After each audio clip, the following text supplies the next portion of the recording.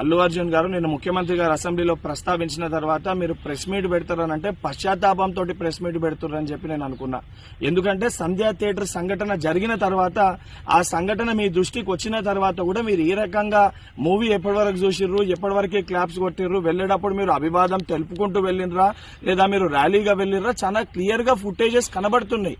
మీరు అవన్నిటినీ పక్కన పెట్టి ఏదో లేను జరగలేదు, నా దృష్టికి రాలేదని చెప్పి మీరు మాట్లాడుతున్నారు. సరే, మరుసటి రోజు మీ ఇంటి దగ్గర కూడా మీరు ఇన్సిడెంట్ జరిగిన తర్వాత కూడా పటాకీలు కాల్చుకున్నారు. సరే, ఆ విషయాలన్నింటినీ కూడా మేము ప్రస్తావిస్తలేము అని మీరు మాట్లాడుతూ ఏమనంటారు, తెలుగుని సత్తా చాటుతున్నాం అని మాట్లాడుతున్నారు. తెలుగుని సత్తా చాటేది ఉంటే మన వలన తెలుసో తెలియకనో ఏదైతే సంబంధించి సంఘటనలో మనుషుల ప్రాణాలు పోయే విధంగా అటువంటి ఒక చర్యలు జరిగినప్పుడు దాన్ని ఏదైతే సంబంధించి సానుభూతితోటి స్పందించి ప్రెస్ మీట్ నిర్వహించి ఆ కుటుంబానికి అండదండగా నిలిచే ప్రయత్నం చేయాలి తప్ప నిన్న ముఖ్యమంత్రి గారు ఏదైతే ఈ ప్రజాప్రభుత్వము ప్రజలకు అండదండగా ఉంటది, ఎవరు తప్పు చేసినా కూడా ఊరుకోము, శిక్షిస్తామని చెప్పి ముఖ్యమంత్రి గారు వారి స్థాయిలో తెలంగాణ ప్రజానికానికి ఒక ధైర్యం, ఒక భరోసా కల్పిస్తుంటే దాని తర్వాత మీరు ఈ రకంగా ప్రెస్ మీట్ పెట్టడం అనేది ఇది సరికాదు.